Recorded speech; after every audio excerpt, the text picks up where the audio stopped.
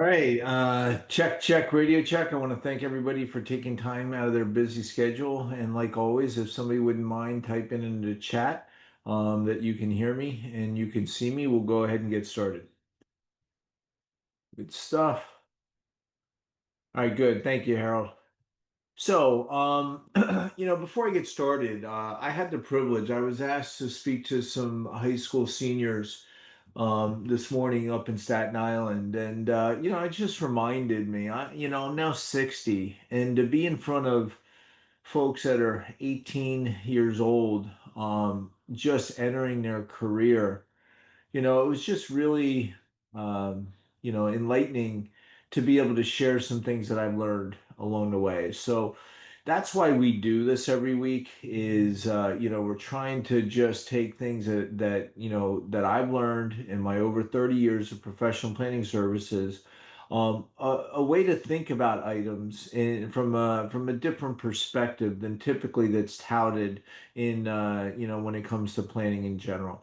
So without further ado, we're going to take this through. If you're new to this call, typically they go from 15 to 30 minutes. My schedule and calendar for the next month or so is really going to get jammed up, so I may have to take a pause.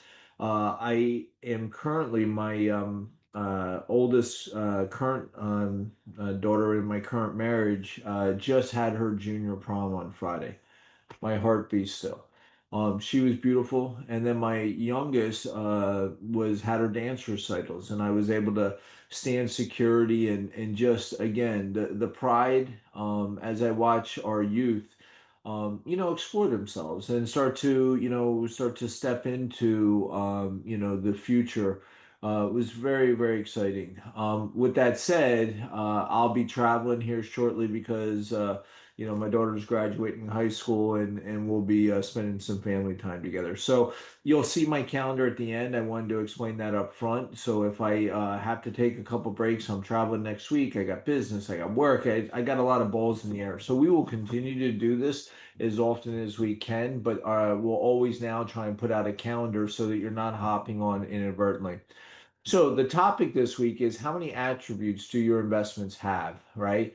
And so, when we think about investments, and this is the question that, I would ask people in the past is if you had the choice, if we were to play in the Masters, right, arguably the best golf event in a golfer's life, if they're able to participate, and you had your choice. You're going to play in the Masters with the best of the best, and you could either pick the club of any player, any of the best clubs on the planet, or you could pick up the skills of the best golfer on the planet.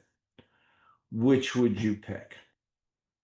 And most people will pick. I mean, I could, if I could get Tiger Woods or Phil Mickelson's skills, I could go to Target or Walmart and buy a set of clubs, and I would do really well, right? So it's really about the swing. It's really understanding what it is we're trying to do when we buy a product or we own a product in our arsenal. So right now, I'm going to bring us to an area, and in the center of these circles, the middle circle, it says your circle of wealth. And if I've never had this conversation with you, then a real high level, we all have a circle of wealth, right? Some folks' circles are larger than mine. Other folks, maybe I'm larger than theirs. But when it comes to money, finances, and our circle of wealth, we all have one thing in common, and that's that we want it to grow, right? We definitely just don't want it to get smaller, right? That means that we have negative cash flow.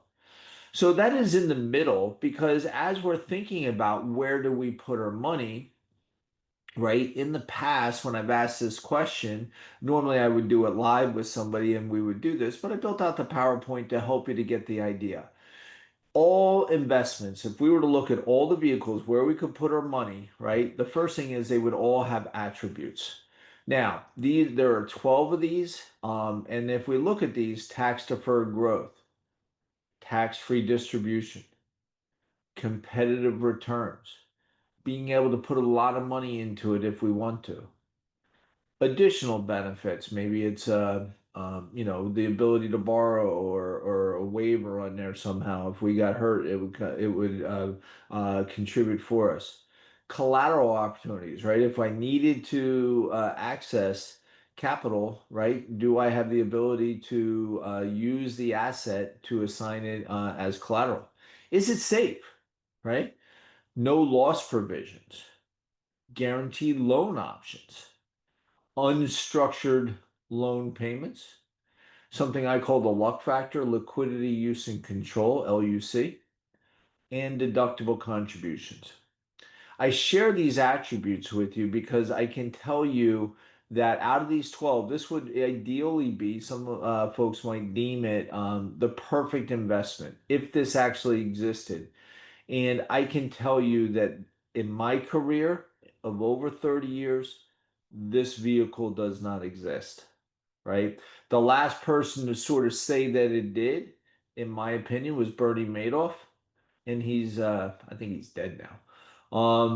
So the point is that when we're looking at things to move into the middle here for our circle of wealth, where we put our money matters, and then how many of these attributes do each of these different types of vehicles offer?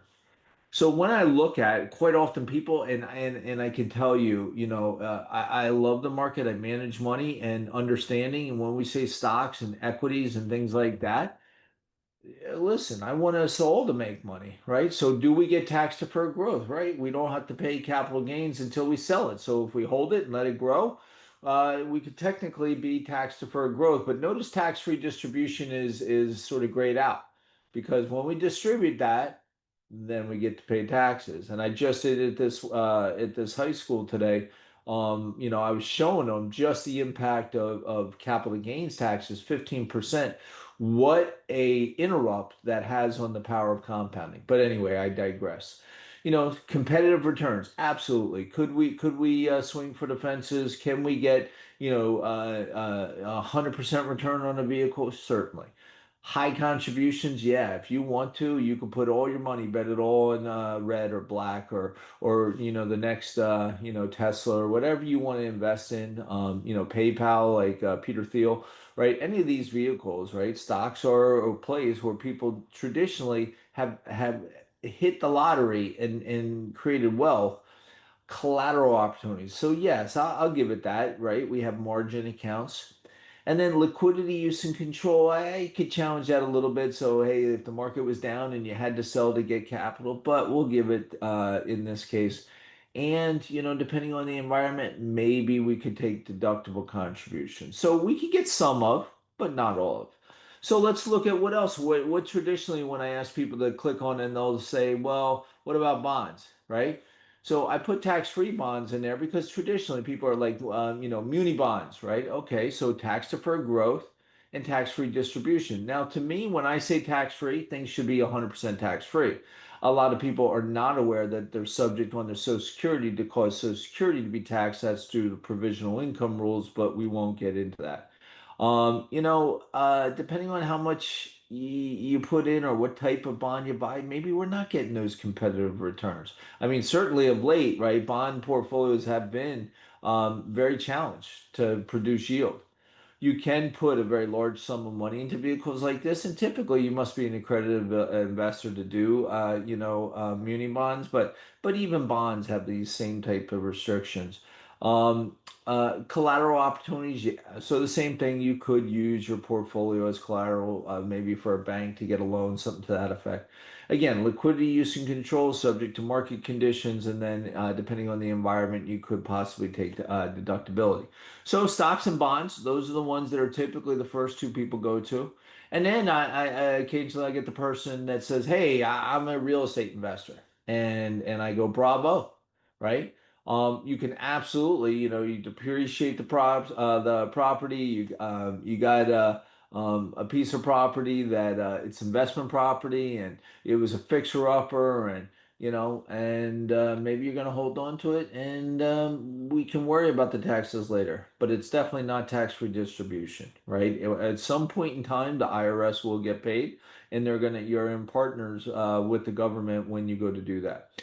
Competitive returns, I've seen, people clout or tout, high levels of return. So, we're not trying to say that real estate, I believe in real estate, and one of my taglines I've always said is God's not making any more of it, right? So that's why property values are high right now. And bar a some type of catastrophic housing bubble burst like we had in 2008, I think that housing as it currently stands, whatever the valuation, we will see that it's sort of hit that high level mark.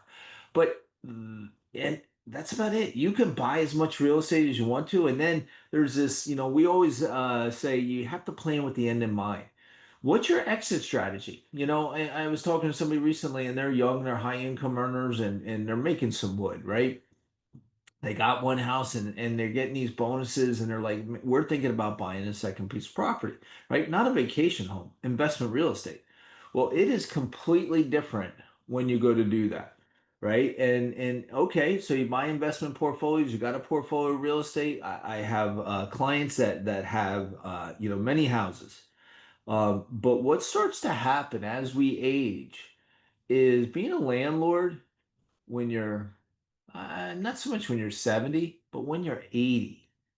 Is that really what you want to do? So what's our exit strategy? We can either sell the property, then we get to pay the tax, or the government allows you to do something called 1031 exchanges, where you keep kicking this can down the road, and it just becomes a compelling problem that just goes into perpetuity at some point in time, and we could quite possibly be in a higher tax bracket in the future. So it's not the holy grail that I think a lot of people sometimes think that it is. It sounds very exciting, but it's a lot of work. Um, and then lastly here, before I get into the one that nobody picks, is qualified plans. This is where everybody saves their money, right? If you're employed, your employer offers a 401k, a 403b, a TSP. Well, let's look at that. You get tax deferred growth, right? So we don't have to pay taxes on the income. So we've reduced our income. And I've had this conversation before in the past, and that is that, hey, if taxes go up in the future, you could have made a small mathematical error. Depending on the investment options that your 401k or 403b offers, TSP, competitive return, is it safe? I say yes because they're subject to what we call ERISA rules, right? So, after Arthur Anderson, they created ERISA rules to basically separate, individuals' retirement accounts from the creditors should a company go default, and then it is deductible, which is what really the appeal. And then quite often the way they're presented by an HR person or somebody at the office or even the person that's representing the plan will say this because I've heard it myself, and it is a belief system that used to be true, and now I challenge that original assumption. Was we'll put money now while we're making money because we're in a higher tax bracket, but when we get to retirement, we'll be in a lower tax bracket. But we have found time and time again, especially over the last decade, that that is not true.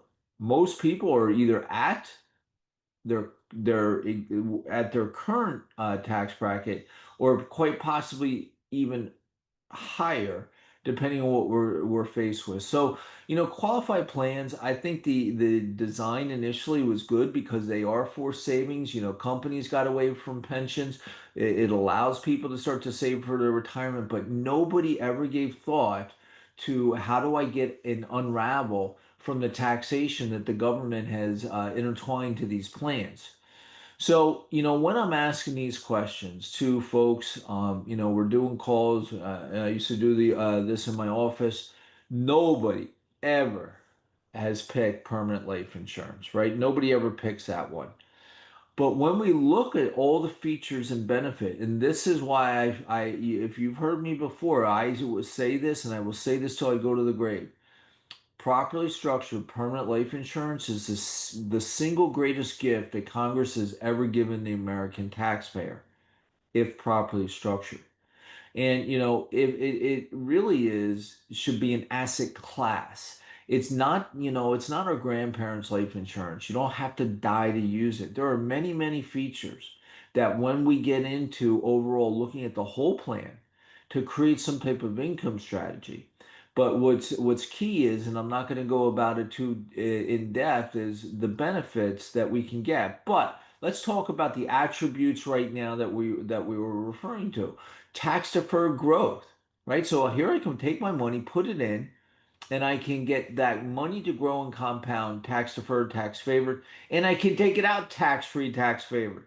That's huge, right? Very similar to a giant Roth IRA, right? Competitive returns, right? So we're not saying we're going to swing for the fences like on houses, and maybe not even as much as stocks, but on an average, with because a lot of these strategies have a range of gains that we can predictably get a rate of return, 6, 7% today, and I think that comfortably, knowing that that is attainable. The key one here for me is high contributions, right? It's really, when you think about what the government has put in place for, IRAs, 401ks, and 403bs, they limit how much money we can put in. So, even with the Secure Act 2.0, and these numbers have gone north of 31,000. I think, if you're over 50 now, it's like 34,000. And you go, okay, that's great. But, maybe it's, you're 62 and maybe you only got 3 years of retirement. So you may be getting $90,000 to last you for the next 30 years. So with proper planning, we can create vehicles that allow us to get a large amount of money into a contract that has the advantages that we're showing here to be able to utilize the other assets that we've amassed and reduce the tax risk typically associated with those. So I spit out a mouthful there. Additional benefits. Like I said, I got a client now that was diagnosed with long COVID, and I put a plan in place for them 10 years ago. And on most of my plans, I'll put in a waiver of premium. And if we've done that, then you have the ability to have the insurance company pay the premiums for you. Collateral opportunities. This is key. So, Kaizen, if you've heard me talk about it, right? Normally, if people are looking at using their life insurance, right, you have to appeal for, let's say I wanted to go borrow money because I saw a business venture or I saw an investment opportunity. I have to go to the bank and apply, right? And sometimes they'll say, well, what do you want to post as collateral? Well, if you have cash inside of a life insurance contract, that acts as collateral. I don't have to put a lien on my house or a building or my business. Is it safe? Well, with some of the contracts now, I mean, they have no loss provisions. They're not in the market. So apart from their the cost of insurance and the initial entry fees, once you get into it, we can really optimize and dial in to keep these things super efficient, so that we're not spending a lot of money on the insurance side, but really creating an environment where I was again at the class today. I asked the kids, I said, do you know what Albert Einstein says one of the most powerful forces in the universe is? And it's uninterrupted compounding. That is the secret sauce here. It takes a while for us to get our head around it, but when I can take and put money to work and allow it to grow and compound over time, and then when I need it, we're not taking money out of the account because that would interrupt the compounding. We're using the contract as collateral to borrow money from the insurance company, and then they put a lien against the account. Really, really powerful. So no loss provisions. Again, there's a zero floor on some of these products now. Guaranteed loan options. I know one of the carriers we use contractually guarantees money at 5%. We have a business owner right now.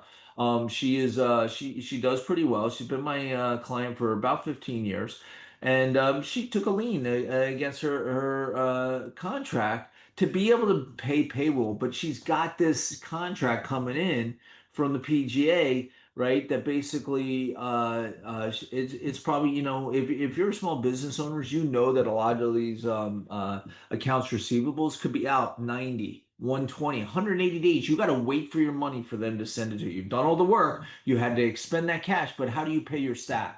Right? So it's really, really cool to be able to go, I've created my own bank where I don't have to go get a line of credit. I don't have to go ask a bank for money. I don't have to qualify. All I have to do is put my signature on it and they'll send you a check typically within 5 to 7 days. Right. And then we have unstructured loan payments. If you want to pay it back, pay it back. If you don't, it's a lien against the death benefit, never to be paid back. Extremely powerful. And then the luck factor. This is the one thing about, when I'm talking about when, if I told you I had, and I'm not saying this is hypothetical, I had an investment that you're guaranteed to get a 100% rate of return, but you got to come up with X amount of dollars right now, you know, and if you don't have it, you could be at a loss because you did not have liquidity. That's key. Getting access to capital when that opportunity comes along is really, really important. So, liquidity, use, and control. And as I said, the perfect investment does not exist, but this checks 11 of those boxes. The only thing you cannot do, and do not let any advisor ever, and this is where I see people get into trouble. Somebody will walk in and say, yeah, you can take it to a deduction through the business. That is bullshit. Go to jail, right? It is absolutely not allowed because the IRS is not going to allow you to grow and compound and take that money out tax free and then take it on the front end with the tax deduction. The only vehicle that I know of in my career that can somewhat do that is long-term care benefits if properly structured. But for this design, right, what we're really doing is not for the death benefit. The death benefit comes along because we have to play with this wrapper. This is really just, like I said, let this be your takeaway. It's an asset class. You need to qualify, right? If you don't qualify, you can't get it. You're too old. You're too sick. You got something going on. It's not an option for you, right? I'm sorry. I wish I'd met you 20 years ago. But for the folks that have listened to me, that turn around and have it in their pocket as something, it's not sexy. It's like watching grass grow and paint dry. It's not trying to compete with Bitcoin. But it is, from a strategic standpoint, like I said, the greatest gift that I think Congress has ever given the American taxpayer. So thank you for listening. I do want to bring up my calendar here. Like I said, next week, no call. I'm in Utah. Where am I in? Indiana. The following week, 6/5, I know I'm somewhere. I will be back, and I'm going to be talking about, with all the volatility in the markets, where people I find where they save their money. And I titled this Going Broke Safely, right? Because I just want to point out some things that a lot of people don't take into consideration when they're saving their money. And like I said, my travels for the next 3 weeks after that, due to family commitment, I won't be here. So there will be some of the summer I'll be away from the keyboard. But I want to thank each and every one of you for being on our call today.